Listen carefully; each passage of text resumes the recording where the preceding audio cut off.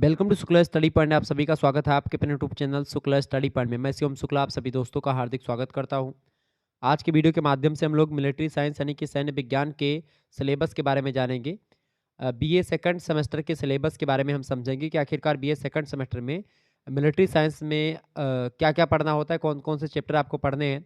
सबसे पहली बात तो सैन्य विज्ञान के अंतर्गत आपको मिलिट्री हिस्ट्री ऑफ इंडिया के बारे में पढ़ना होता है सेकंड सेमेस्टर में, ठीक है।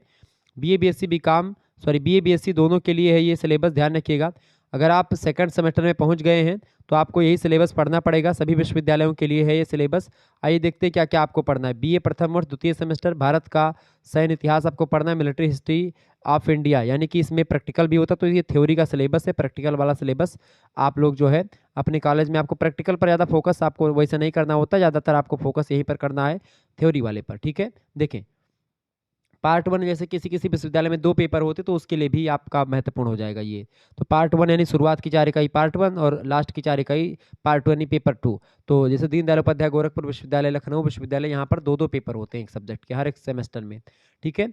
बाकी विश्वविद्यालय में 5वें सेमेस्टर और 6वें सेमेस्टर में आपको 2 पेपर देने होंगे, अभी आपको एक ही पेपर देना होगा हर एक सब्जेक्ट का।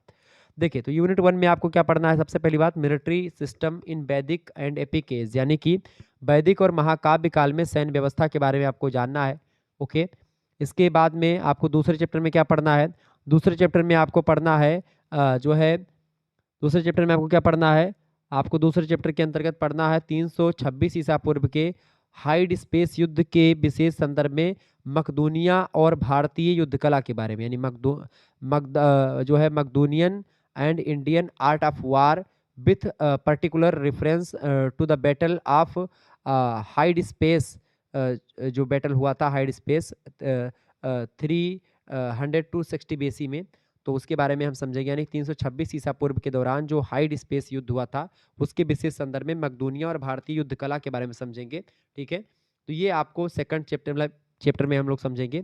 इसके बाद में आपका यूनिट 3 में, यानी तीसरी यूनिट 2 आएगी। यूनिट 2 में तीसरे चैप्टर में हम क्या समझेंगे, कौटिल्यास फिलोसॉफी ऑफ वार, यानी कि जो है कौटिल्य का युद्ध का जो दर्शन रहा है चाणक्य का, उसके बारे में समझेंगे।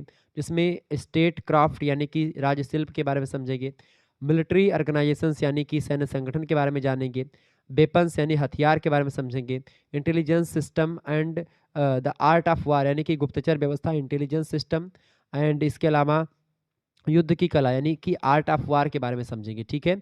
किसके दौरान की, कौटिल्य के दौरान क्या, कौटिल्य की फिलोसॉफी में इन चीज़ों या कौटिल्य ने इन चीज़ों पर क्या विचार दिए उसके बारे में जानेंगे। इकाई नंबर 4 में हम लोग देखेंगे, इकाई नंबर 3 में और चैप्टर नंबर 4 में आपको पढ़ना तुर्क एंड राजपूताज या Rajput military system with particular reference to the battle of Tarain.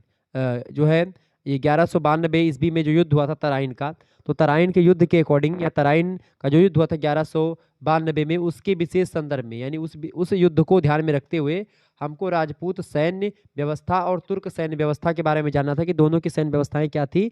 और युद्ध में तो जाहिर सी बात है तराइन का जो प्रथम युद्ध हुआ था उसमें जो है हार हुई थी मोहम्मद गौरी की। और जीत कौन गया था, जीता था कौन, पृथ्वीराज चौहान जीते थे। लेकिन द्वितीय युद्ध में 1192 में तराइन का द्वितीय युद्ध होता है, उसमें मोहम्मद गौरी जीतता है और पृथ्वीराज चौहान हार जाते हैं। तो ये राजपूत सैन्य व्यवस्था उस समय कैसी थी और तुर्क व्यवस्था कैसी थी 1192 वाले युद्ध में, इसके बारे में समझेंगे। उसके बाद में 5वें चैप्टर में हमको military organisations and pattern of जो है warfare during the Sultanate period with particular reference to Alauddin Khilji, यानी अलाउद्दीन खिलजी के विशेष संदर्भ में सल्तनत कालीन सैन्य व्यवस्था सैन्य संगठन और सामरिक नीति के बारे में समझना है। बहुत ही ज़बरदस्त प्रश्न यहाँ से कई बार परीक्षा में पूछे आते हैं, ये टॉपिक बड़ा ज़बरदस्त है आपका, ठीक है। तो इस टॉपिक से कई बार परीक्षा में प्रश्न पूछे आते हैं, तो इन टॉपिक को आप लोग पढ़ लीजिएगा, मतलब इन टॉपिक के बारे में चर्चा करने का प्रयास किया जाएगा। मॉडल पेपर पड़ा हुआ है तो मैंने सोचा सिलेबस भी आपको दे दें। 4th सेमेस्टर का जो मॉडल पेपर है वो प्ले लिस्ट में आपको मिल जाएगा 2023 वाला, ठीक है, देख लीजिएगा आप लोग। The Mughal military system with particular reference to the first battle of Panipat, 1526 ईस्वी में जो युद्ध हुआ था पानीपत का प्रथम युद्ध हुआ था बाबर और इब्राहिम लोदी के बीच में 1526 में, उसके विशेष संदर्भ में मुगलों की सैन्य व्यवस्था के बारे में बताएं। ये बढ़िया प्रश्न, मतलब कि बढ़िया टॉपिक है आपका, और यहाँ से प्रश्न भी कई परीक्षा में पूछे जाते हैं। इसके अलावा 8वें चैप्टर में हमको पढ़ना है the Rajput military organisations weapon system and art of fighting with particular reference to the battle of जो है खानवा 1527 ईस्वी में हुआ था खानवा का युद्ध। ठीक है, तो राजपूत सैन्य संगठन के बारे में समझेंगे। राजपूत सैन्य संगठन में उस समय खानवा का युद्ध के विशेष संदर्भ में देखेंगे। 1527 में हुआ था खानवा का युद्ध। ठीक है, हथियार प्रणाली और रण कौशल देखेंगे राजपूत सैन्य संगठन में कैसा था उस समय। ठीक है, उसके बाद में पार्ट 2 में हम लोग देखेंगे इकाई नंबर 5, 6 और इकाई नंबर 6, 7। ठीक है, 5, 6, 7, 8 इकाई यानी 4 इकाई जो है इसमें आप पढ़ेंगे पार्ट बी में। देखिए अगला चैप्टर है the Maratha military system with special reference to the battle third battle of Panipat. 1761 ईस्वी में हुआ था पानीपत का तृतीय युद्ध। पानीपत के तृतीय युद्ध में या उसके विशेष संदर्भ में मराठों का सैन्य संगठन जो था उसके बारे में आपको समझना कि मराठे लोग की जो सैनिक व्यवस्था थी, लड़ने की जो कला थी वो क्या थी, उस सभी के बारे में समझेंगे। 1761 में पानीपत का तृतीय युद्ध हुआ था। 1761 वाले युद्ध पर एक मूवी भी बनी चुकी, पानीपत मूवी। ठीक है, अर्जुन कपूर ने किरदार निभाया उसमें, मतलब कि हीरो हैं वो। आगे देखिएगा। और जो है उसमें क्या बोलते हैं, उनका क्या नाम है भाई, जो विलन का बढ़िया किरदार करते हैं इस समय, संजय दत्त। ठीक है, वो उसमें विलन का किरदार में है। ठीक है, आगे देखेंगे। अगला जो आपका चैप्टर है 10वां। इसमें आप जो है Sikh military system with special reference to the battle of जो है बैटल ऑफ सोबराव, यानी सोबराव का जो युद्ध हुआ था 10 फरवरी 1846 को। उस सोबराव के युद्ध के विशेष संदर्भ में जो सिख सैन्य व्यवस्था है या सिख सैन्य संगठन जो था उसके बारे में हमको समझना है। ठीक है, तो एक एक युद्ध के रेफरेंस में, एक एक युद्ध के रेफरेंस के माध्यम से हम लोगों को वहाँ की चीज़ों के बारे में समझना है। ठीक है, और इसके बाद में अगली इकाई आप देखेंगे। अगला जो इकाई है वो इकाई है आपकी जो है 7वीं इकाई। उसमें आपको क्या पढ़ना है, military system of East India company, evolution of Indian armed forces from 1858 to 1947 AD, मतलब कि growth of Indian navy and air force, यानी ईस्ट इंडिया कंपनी की जो सैन्य प्रणाली है उसके बारे में हमको समझना है। ईस्ट इंडिया कंपनी जो भारत में आई थी, भारत पर कब्जा करके रखी थी, तो किस सैन्य व्यवस्था से आई थी, उसकी सैन्य व्यवस्था क्या थी, भारतीय सशस्त्र बलों का उदय कैसे हुआ, इसके बारे में समझेंगे। 1858 ईस्वी से लेकर के 1947 ईस्वी तक के जो है सशस्त्र बलों के बारे में हम समझेंगे विस्तार से। भारतीय नौसेना और वायुसेना का विकास कैसे हुआ उसके बारे में हम समझने का प्रयास करेंगे। ईस्ट इंडिया कंपनी के शासनकाल में जो है भारतीय नौसेना और वायुसेना का विकास कैसे हो उसको समझेंगे। फिर इसके बाद में इकाई नंबर 8 में आपको बहुत सारी चीज़ों के बारे में पढ़ना है। ये बहुत ही महत्वपूर्ण इकाई है, यहाँ से कई प्रश्न परीक्षा में आते हैं।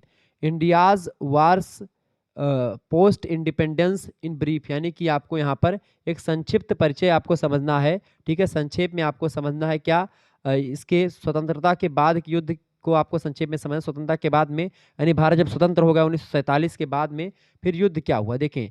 द फर्स्ट इंडिया पाकिस्तान वार हुआ था 1947 से 1948 में, जब देश का बंटवारा हो रहा था उस समय पहला। दूसरा युद्ध हुआ इंडिया चाइना वार 1962 में। फिर इसके बाद में द इंडिया पाकिस्तान युद्ध हुआ 1965 में।